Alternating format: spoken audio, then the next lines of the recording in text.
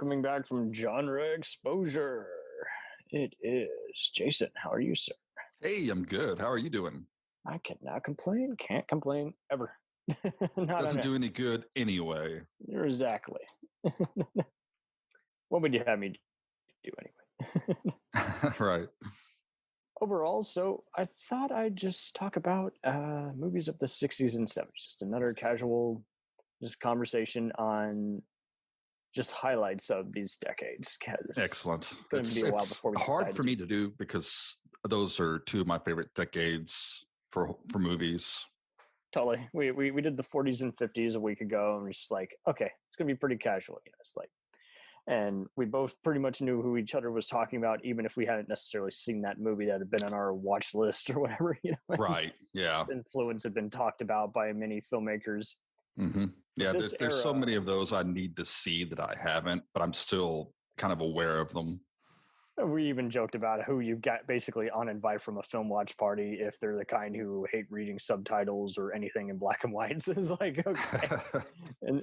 and I mean, so you've tackled a bunch of cult horror movies, and you recently did the Django movies. So it is kind of funny how 60s and 70s kind of just starts up again, just more modern Western tropes. Mm-hmm. And just anyone who has already got kind of a TV show kind of goes overseas and does a lot of things in Italy, whether it be a giallo horror or a spaghetti Western. But yep.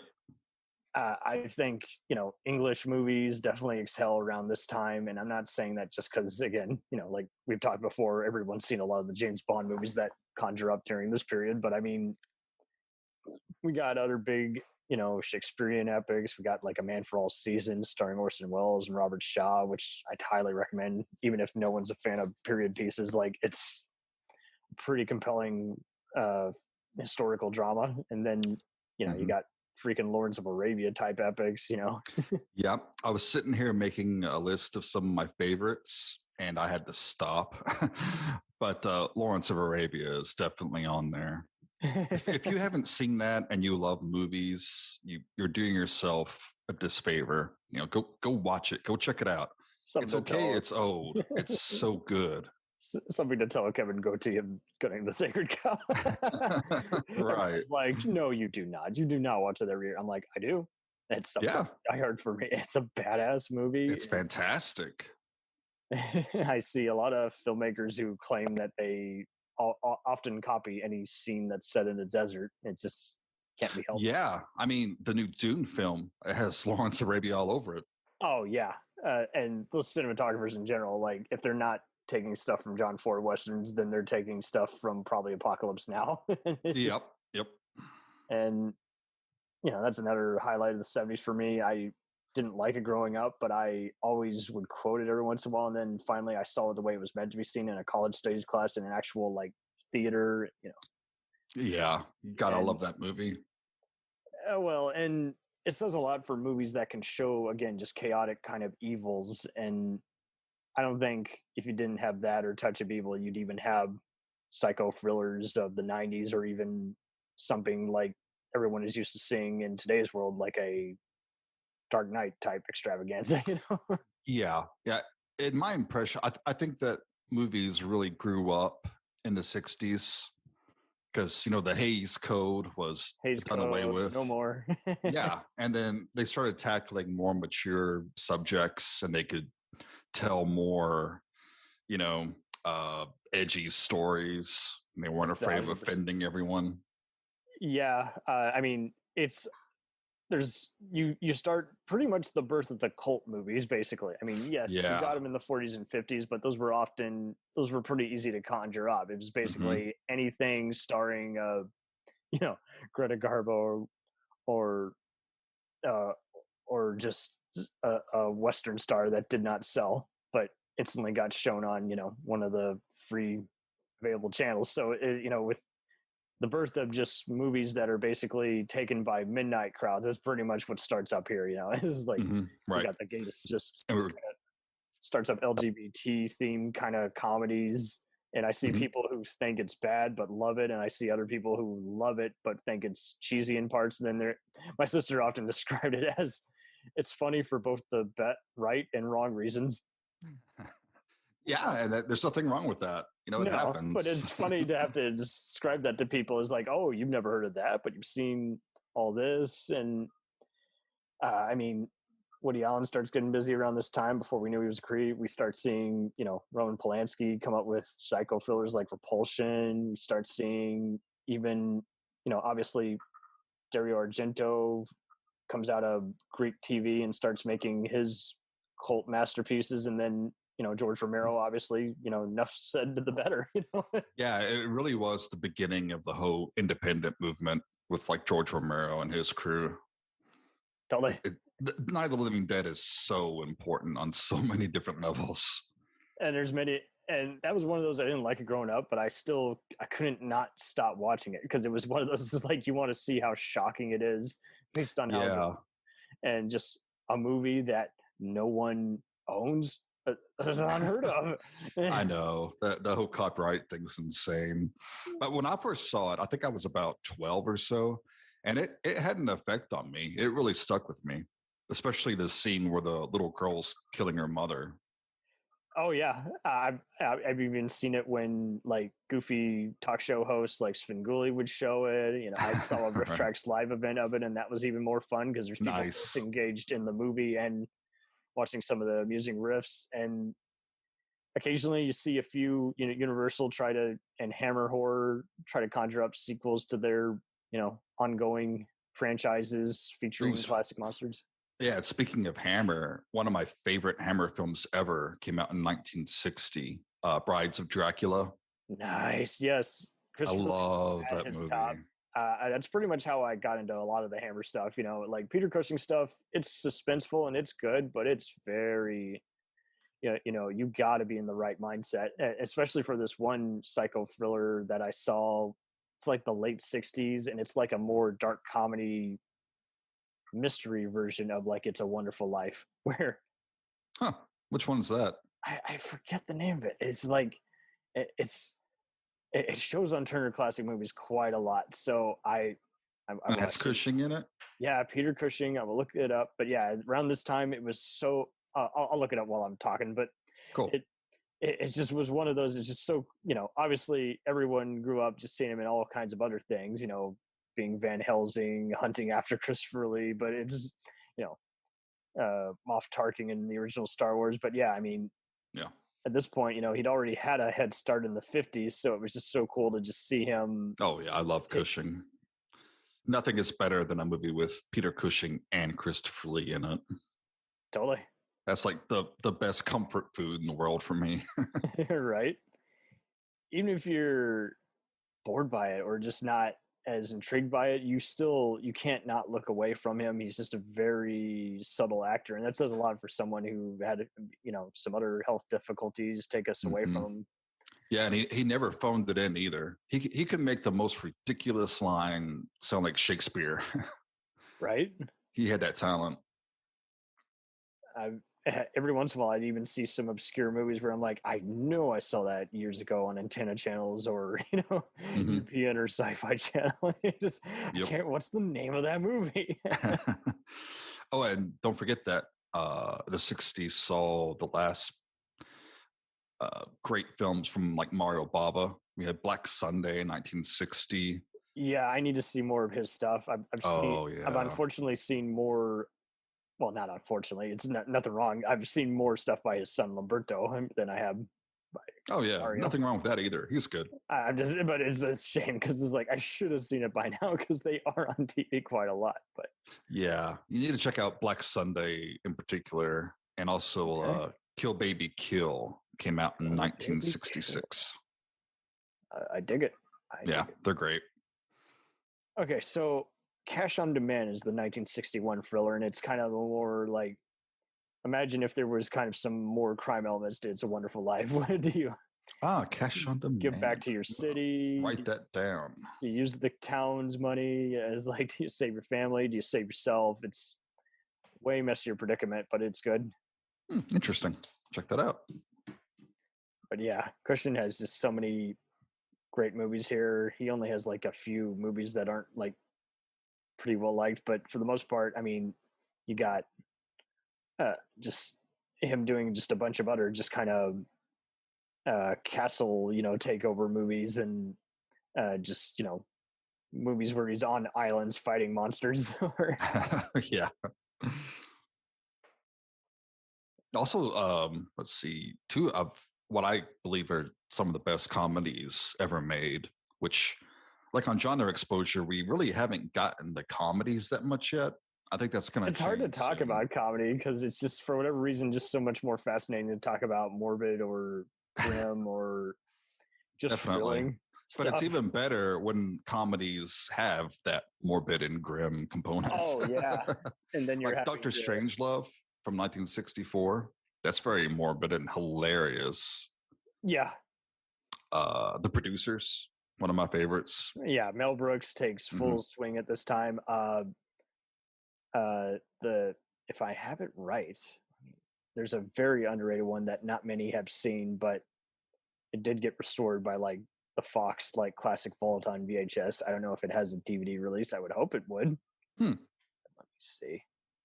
I'm looking it up now, and it's the 12 Chairs. That's the one. And yes, this is just a wacky movie, just making fun of the aristocrat and just basically just everything from just the elites and privilege to the less fortunate. It's just making fun of all those kinds of different types of classes at that time in that period, and it's still funny in that it just kind of it breaks it down. It could easily have featured one of the Stooges, so there's a bit of everything for everyone. Like they're making fun of how people talk during that time. They're making fun of greed versus being selfless. Oh, cool. I'll check that one out too. Yeah. Where can we find it? Well, damn. So you can pretty much only search for it physically on Amazon, and it should totally be on like HBO Max or something. It's. You'd think there's so many things that are just going to disappear. Oh yeah, sad, but and next thing you know, if you want to buy a copy of it, it's going to be like $50, and you're like, no. Right? Yeah. I got a house. Yeah. And then they're going to be mad. Why are you, bootlegging it? I'm like, well, because it's out of print and it costs too much. And I want to watch this damn movie. Not paying $100 for it. Just saying. No. Do you have a favorite movie from the 60s? Like if you had to pick one? Aside from Lawrence, yeah, I mean, that movie is literally just one I just sit down and watch all the time. Obviously, there's some fun other Richard Fleischer kind of period dramas and adventure movies. But I mean, obviously you can introduce people to Sergio Leone kind of movies, but I'm kind of just more I definitely watch a lot of the James Bond movies, and I watch just Hammer for the most part, and there's plenty of other stuff. I mean, you mentioned The Producers, you mentioned Young Frankenstein. I definitely watch a lot of. I remember loving the original Muppet movie. It's just like there's so many other kinds of movies at this point that are very unpredictable. Yeah, so many classics came out of the 60s. 2001. 2001.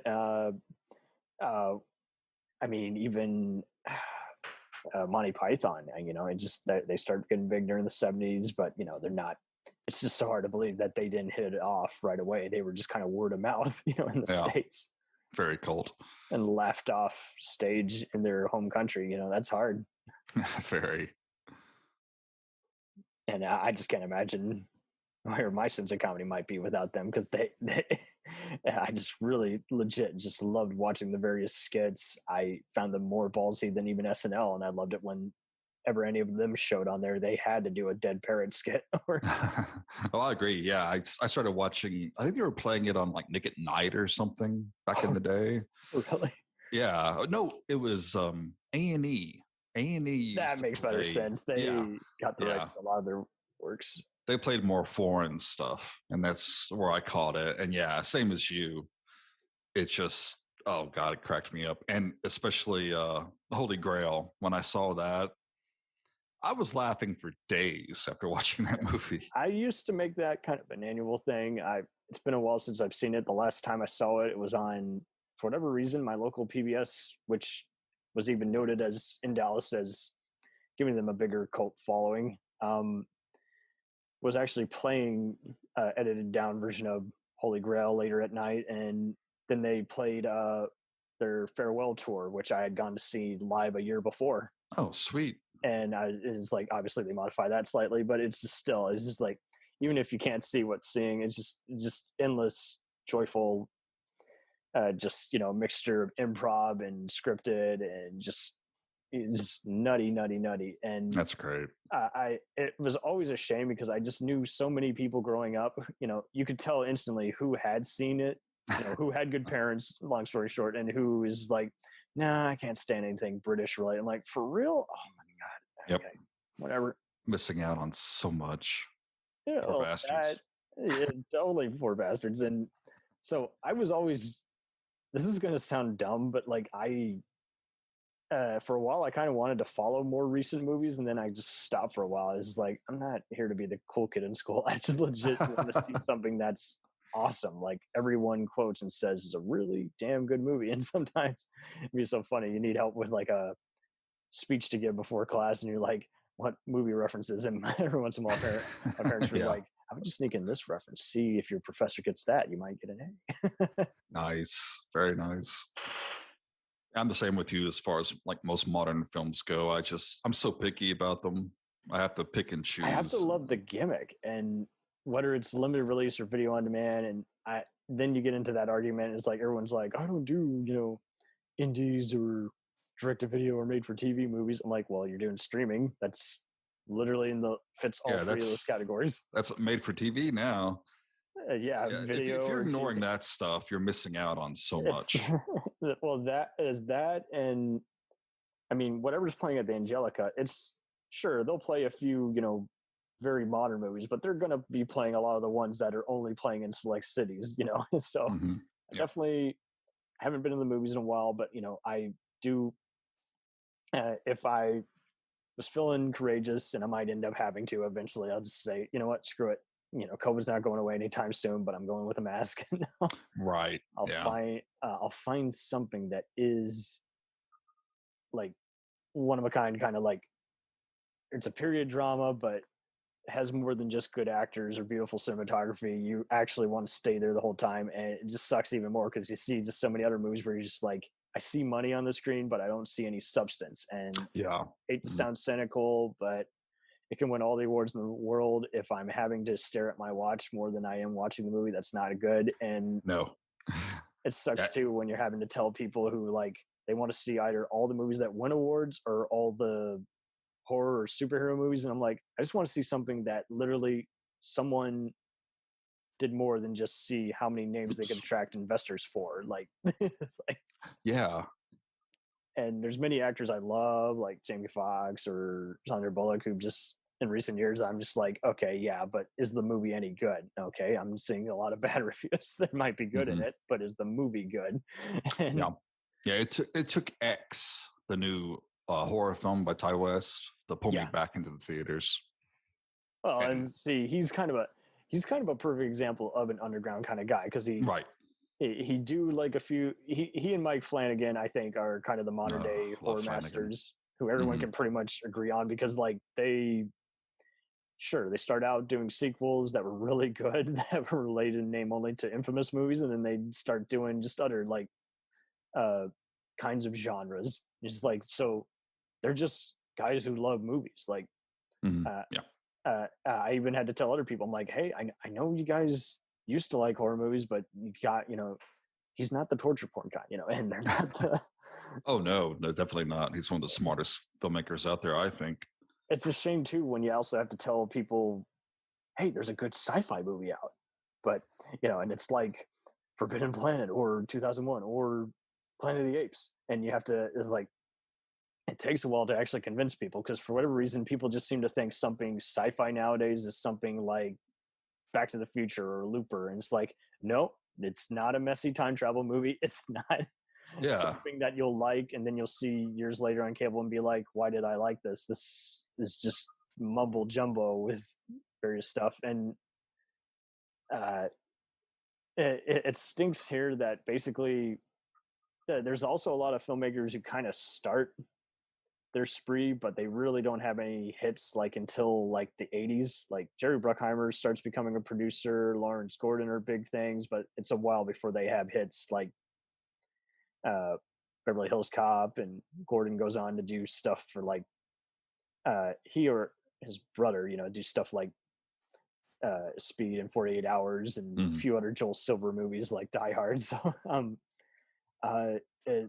but one key movie that, unfortunately, and nothing against the remake's pretty damn good in its own right, but that I recommend highly, especially if you, and again, this filmmaker is better known for their 80s and 90s character studies and hits, and this is the one that got him on the map, and it's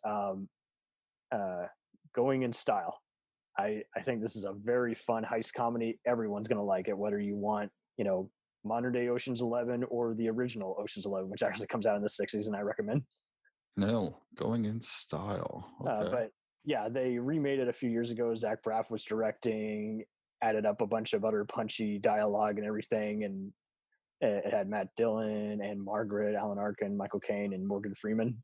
Oh, wow. And Christopher Lloyd. And you can find that one now, I think, on Netflix type sites and occasionally on TV. But the original, has Art Carney, George Burns, and Lee Strasberg, and it's just very, very witty.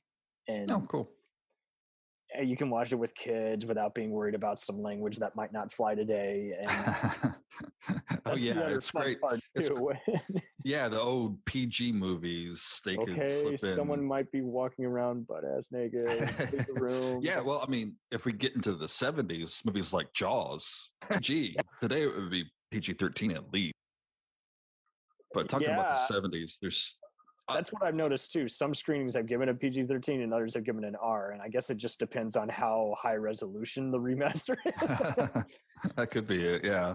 How much you can see of Chrissy at the beginning. 1,000%. Well, the 70s is my jam, man. I mean, I was making a list of my favorites, and I really had to stop. It was getting too long.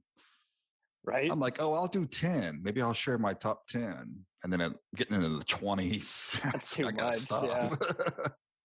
And I mentioned Romero earlier, and obviously one of the few movies that I think is a key part of the 70s that, again, was for the underground crowd and caught on years later on like movie channels or video stores is definitely the original Dawn of the Dead.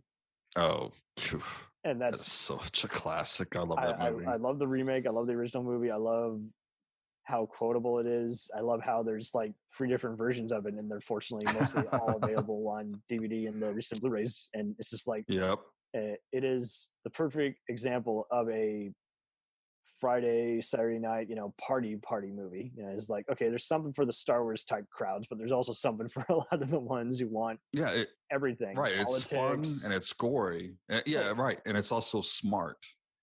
Totally. Oh man, I miss that about horror films. and I'll tell you what, I don't know about you, and you can riddle me this. Would you do this as a double feature with one of Sidney Lumet's hardboiled procedural movies? Like Serpico or Dog Day Afternoon? Yeah. That could work. This is what I always feel like this movie is, and it starts off as, you get just the news guys who kind of loosely acknowledge that it's kind of in the same universe as the original, Night of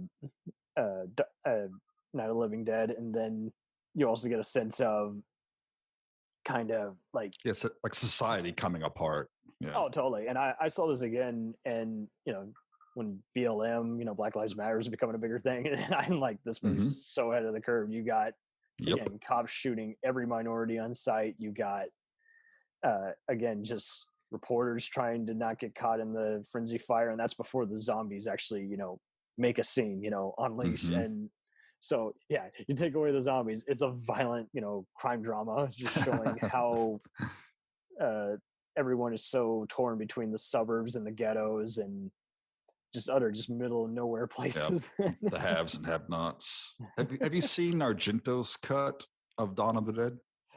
Some of it. I need to actually sit down and do a, just take down all 3 versions. Yeah, I recommend it. It's really good. It's a Like little so shorter, and they making cut out. out some fun scenes, but like his cut's more serious, Yeah. and there's more goblin music, which is always a plus. Oh, that's exactly it. Like, basically, you want to watch it if you want to actually like just listen to the whole full-on cut score. Right? Yeah. Oh, And and another great '70s film from Romero is Martin oh yes, from yes. And '76. That's so underrated. No one ever talks about Martin. well, and I'm sure you know why, but for those who don't know, it was one of those just rights issues. Is like three different companies, I think, apprehended rights to it, and it was one of those where you're just like, uh, you know, Romero, you need to just give all your limbs, for this damn movie. It's again, Yeah. if you put it as like maybe a 2-pack with an anniversary special of Dawn of the Dead, people would watch it. It would be so worth it. And it was one of those.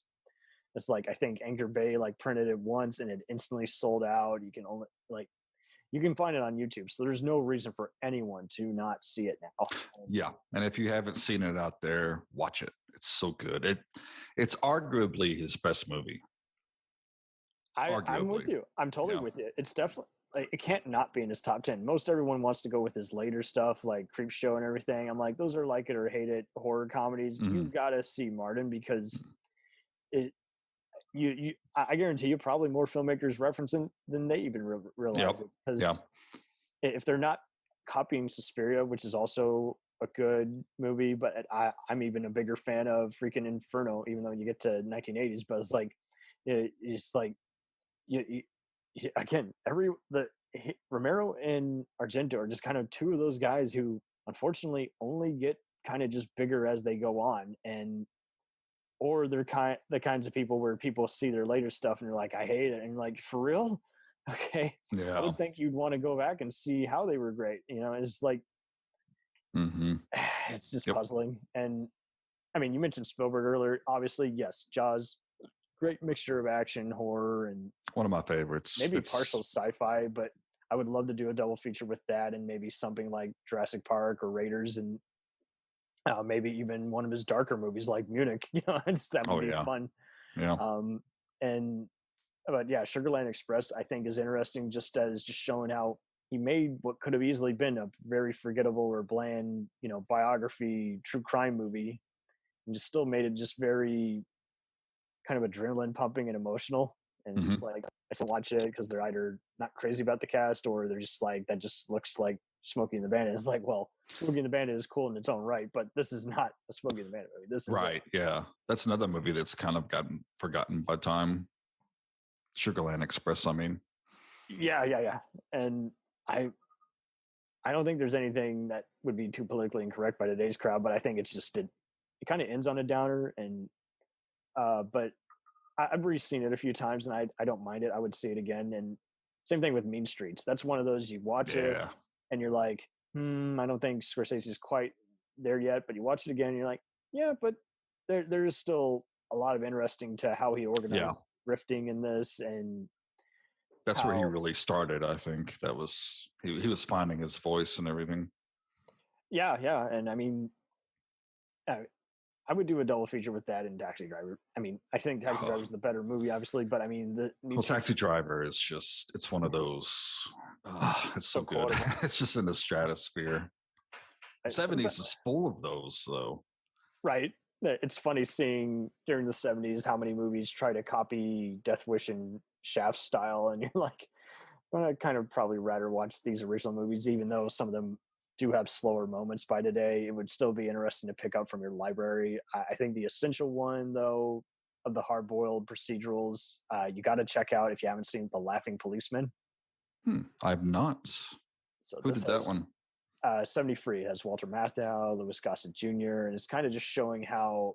And Bruce Stern gives a great performance as a maniacal guy Oh, who cool. is this close to doing something illegal, but he, instead gets away with it by saying other off-color slurs as well, And it's just one of those is like, yeah, it's just showing you how it's just, I think it's even more relevant movie now, just showing just, again, how states and, Chicago, New York type cities are kind of divided by, fear mongering and just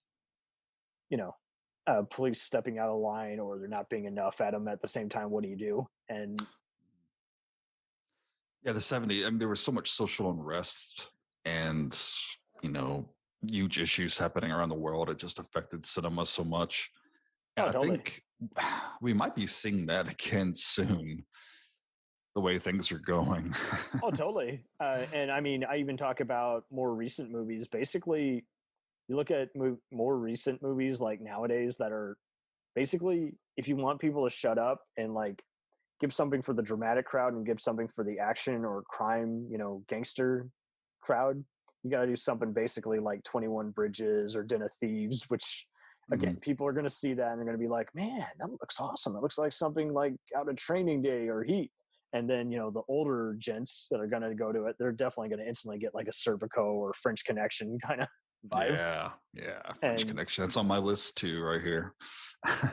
Totally. Never get to the sequel, but I'm just glad they gave them another shot and it kept John Frankenheimer, employed, because Frankenheimer. Yeah. Frankenheimer's great. I see this episode of The Directors, and I'm just like, when they're asking him for advice and how do you just stay busy, it's just like, I honestly do not know.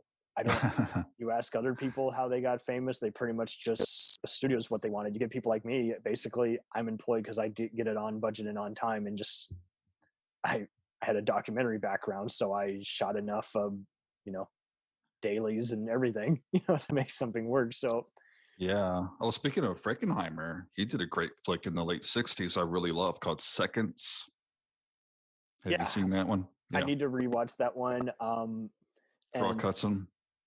There's that, and then there's I often, now get this, you're gonna laugh at me at this, but I would often get it mixed up with Targets, which was Peter Bogdanovich Roger Corman movie, and that's another one I didn't care for it growing up, but I kept watching it because it's an indie darling. Like, the Targets is great. It's actually a legit great movie. Yeah, and it even it had no right to be, but it really is. Well, that's exactly it. Boris Karloff owes us a movie. Do your best. It's like, so you're mixing in an assassin sniper plot with a complicated. Yeah, it's two completely different movies, but they really work. It comes together. He connects the dots, and I did a third viewing of it earlier in the year, and I actually kind of dug how Peter Bogdanovich even inserts himself into the movie itself. Yeah. It's very meta. Very meta, and it's so funny. You hear his voice before you see him. You're like, it's the director doing pulling a Hitchcock. Right. Obviously, Scott can't not mention Psycho. That is how I wish horror movies still were. I really do legit. No, you can't touch that movie. It's so good. You gotta go back. Well, and the sequels thought they could. They couldn't. Well, I do like Psycho 2. I think that's underrated. No, it's fine. That's another one that I commonly see referenced once in a while. I had one guy who was just like swearing by part 3, and that one is just too goofy for me. That person's insane. Yeah. I know what's funny is Anthony Perkins loves part 4, and that's often ranked as the worst. And I guess he just liked it because he was at least in control of it. I haven't seen it yet. Yeah, I actually think it's better than 3. That's good. So check it out. I tried seeing part 3 recently, I think. Yeah, it doesn't, years ago. It doesn't work. And I was just like, what is going on? Right. Yeah. It's a mess. Is he playing Norman Bates? No. Is he Mexican? What's going on here? Yeah. The original is it's so good. You can't talk about 70s either without the Godfather films. Yeah, I knew I was missing something. They're at the top of my pedestal. Those are two of the best films ever made. Conversation and yeah. More people have seen than they realize, since Enemy of the State is basically part 2 of that. Yeah, true. But yeah, it's like 3 Days of the Condor. It is fun seeing more 70s spy movies here. Mm-hmm. There's some that are fun, even more fun, because you realize they were knockoffs of better known blockbusters, but they kind of work in their own right. Like, I see a lot of people reanalyzing, like Richard Fleischer was, after he did before he started being the guy who would like replace directors last minute, because he would give the studio what they wanted, which was explosions and entertain the crowds with cool stars and complex roles. It's interesting seeing like the unofficial like Godfather adaptation, which is what is it? It's like 1968, stars Kirk Douglas. Oh, I can't remember. Don't know. I will look that up. But yeah, he did a movie called The Don Must Die or something with Anthony Quinn. And I was just a casual movie I picked up one day at like a half price books. And I was like, this is a really engaging and exciting movie. And what's his name? The bad guy from the first Godfather is in this. And he's kind of been a good guy, like a gangster role. And it's just so funny how you start seeing more and more knockoff movies, people who don't have to change it enough to where they can't be sued for infringement, but are still like right. Yeah. Okay, so the name of this movie, and don't get me wrong, Kirk Douglas does plenty of good movies here too, for LeMay, Frankenheimer. Mostly stays in the Western output, but God, what is that movie? It's like from 1968. I mean, obviously Spartacus is a good one, but 7 Days in May, I need to re-see. But Cast a Giant Shadow is a cool military movie he did with Sinatra. I don't know that one. It's basically showing how the Jews and Arab states of Palestine were divided. Okay. And okay, so yeah, The Brotherhood is the movie I'm thinking of. Brotherhood. They pre-adapted it because no one wanted to pay for, the rights to Mario Puzo as the Godfather, basically. Okay. Let's just rip it off.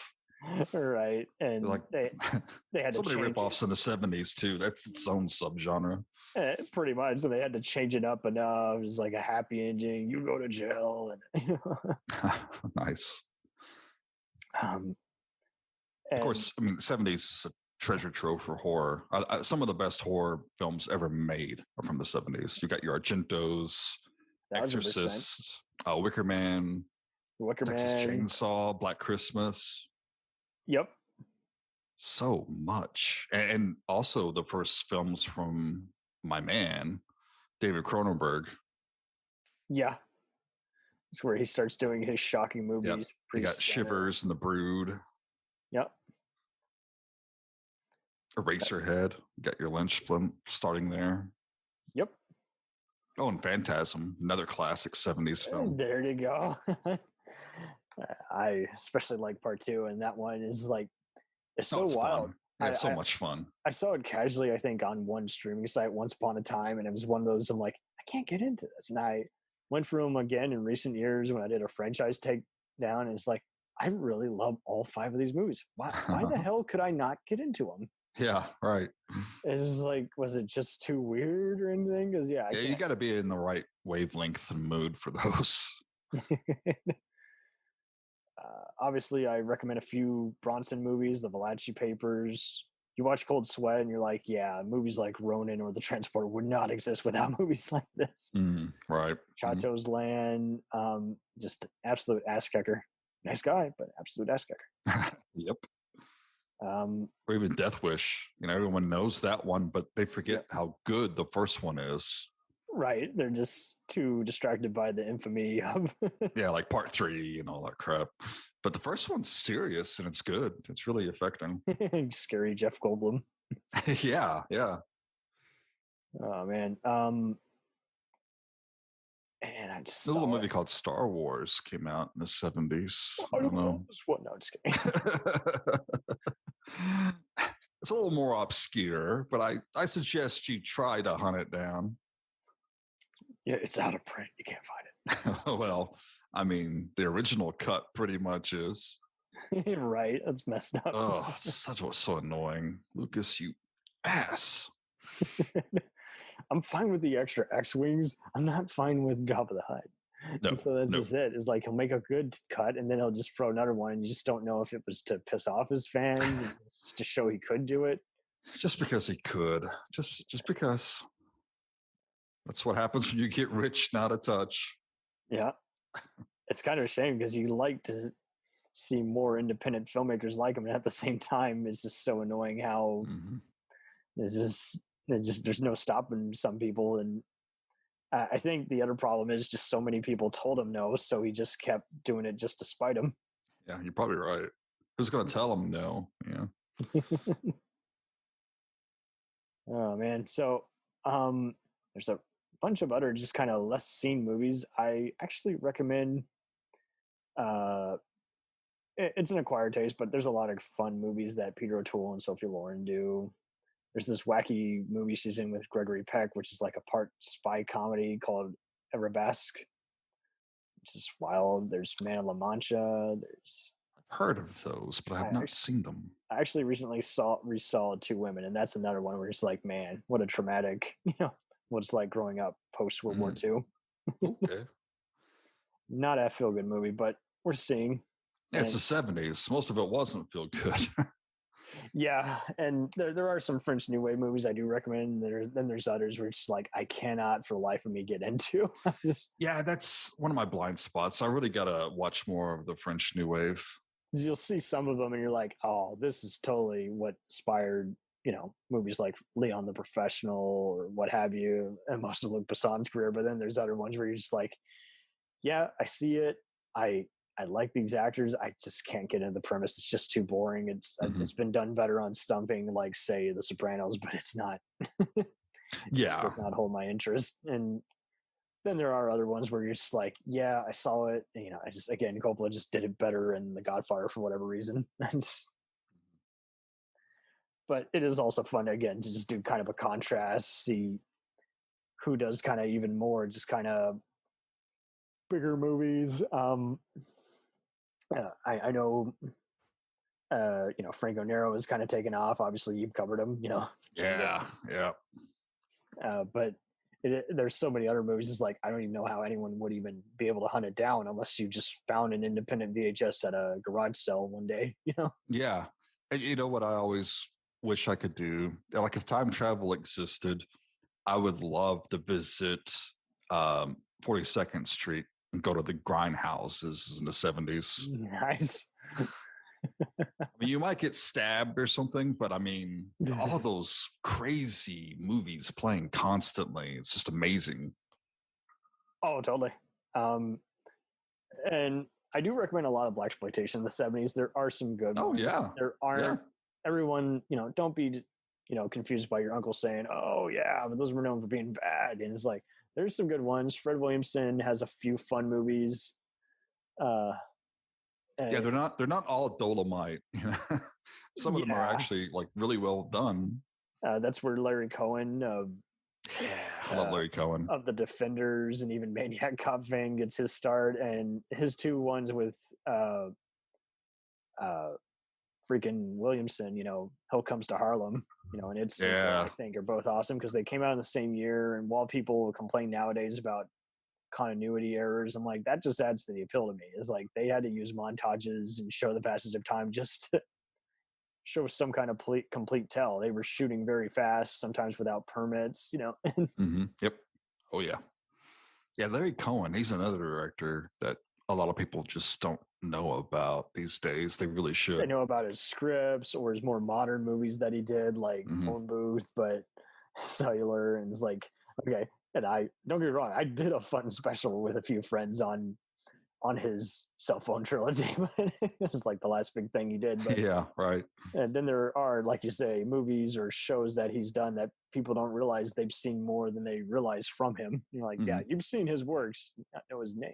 Yeah, you've probably seen It's Alive or something like that. Those are legit good movies, and I mean, they're great. Before he starts doing homage kind of movies like Cube of the Winged Serpent, is like that, and God Told Me To. God Told Me To. Yeah. I did a double feature so I'm glad I still have cable because Turner Classic Movies will still, they show some cult movies on their Friday night, panels, and nice. They will be often movies that, again, if you want to find now, they're going to be really expensive on even Amazon Prime, or to track down a good transfer or Blu-ray or Criterion collection of. So it's like, you might as well just record them and watch them whenever. And it's cool to know that they're at least uncut. Sometimes they are the world premiere. Like it's like the first time in ever. Oh, wow. I'll have to pay more attention to that then. Totally. And often they'll be up on HBO Max like maybe the following week or the remainder of the month before they take them down. But it's like, yeah, it's worth it because you're not going to find that on Netflix or even Tubi. So Right. and like you say, you get a good sense of sometimes there's going to be movies that are kind of boring, but you're just glad you see that. This is where you see a lot of drug-induced content and ABBA type musicals, and you're just Oh yeah. not Yeah. sure what to make of this movie, but I'm glad I saw it just because it's kind of a sometimes you just need that, you know. Yeah, like John Waters' early stuff in the 70s. Yes. What was everyone else watching at this time? And you might not like it at the time, or you might read me 5 years from now and just say, okay, I kind of understand it better now, but it's cool to just kind of get a sense. It was a crazy time, and it's preserved in movies forever. Right? Craziness, yeah. Well, thank you ever so much for being on here and just kind of summing up a lot of highlights and how pretty much, you know, even Vinegar Syndrome and, you know, other companies that aren't Shout Factory are kind of just making a living even doing that now, as like Siren and keep it alive. Yep. Their whole trick is like, we're going to do a movie and we are going to remaster it. We're going to give you all kinds of versions of it. Love it. Yep. Keep it coming. Just don't complain about it being $50. That's worth it sometimes. Unfortunately, you got to do it sometimes. It's like, yeah, there's no other way you're going to even be able to find some of these movies. Right. Yeah. Yep. And thanks for having me, man. It's great talking about it. Feel free to do a brief plug on what you got upcoming on Genre Exposure. Okay, well, I'm not sure when this episode's going to land, but right now we're about to start our block of made-for-TV movies. Yes, the first of which is, speaking of 70s, the first of which is Duel that we're doing. Yeah, I take it then you'll do Trilogy of Terror. I thought about it. That was one of my... But I decided on something else. You'll see what it is. Stay tuned. Yeah. Nice. Well, everyone, please check it out. Film Genre Exposure, a film podcast. Please do. He takes on all kinds of movies, and he actually tries to shift into like when he probably first saw it. And like when. Oh yeah. Yep. Big effect. And where's its place in like pop culture? So it's a good breakdown. Oh, thanks, man. Appreciate it. Anytime. We'll return after these messages. Do you ever find yourself thinking about who would win in a fight between Goku and Superman? Hi, I'm James Gavsey, and on the Who Would Win show, me and my co-host Ray ignore anything important happening in the outside world and debate fictional battles between characters from comics, movies, and video games. We got a new show every week, and almost always am I the winner. Yeah, not true, Ray. In the past, we've discussed such matches as Captain America versus Darth Vader, Solid Snake versus the Iron Giant, classic matchups like RoboCop versus Terminator, and even the Muppets versus Sesame Street. That one was crazy. So if you're a fan of geek culture and love a spirited debate, check out the Who Would Win show wherever you get your podcasts, or check us out at whowouldwinshow.com.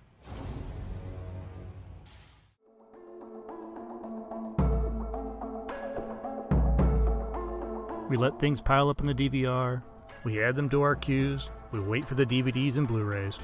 We time shift. The Time Shifters Podcast. Sci-fi, horror, fantasy, superheroes, comedy, action, film, television, maybe some not-so-current events. Find us on iTunes or at timeshifterspodcast.com. Cool thing about Blind Knowledge is we are in multiple countries. We are worldwide all across the globe. We are in the US, we are in the UK, we are in Canada, Germany, India, Japan. We're in Australia, y'all. BlindKnowledge.com. Now back to the feature presentation. Dragon Ball Z, One Piece, Naruto, all things that we love, all manga that were originally published in the legendary magazine Weekly Shonen Jump. But not every series can run for 300 chapters and have a hit anime. This is David. This is Jordan. We're the hosts of Shonen Flop. Each episode we look at manga that ran in Jump that didn't quite make it. We discuss what it did wrong, what it did right, how the series could have turned itself around, and ultimately, was it a flop or not? We're on all your favorite podcast apps, and you can find us at shonenflop.com. Keep on flopping, floppers.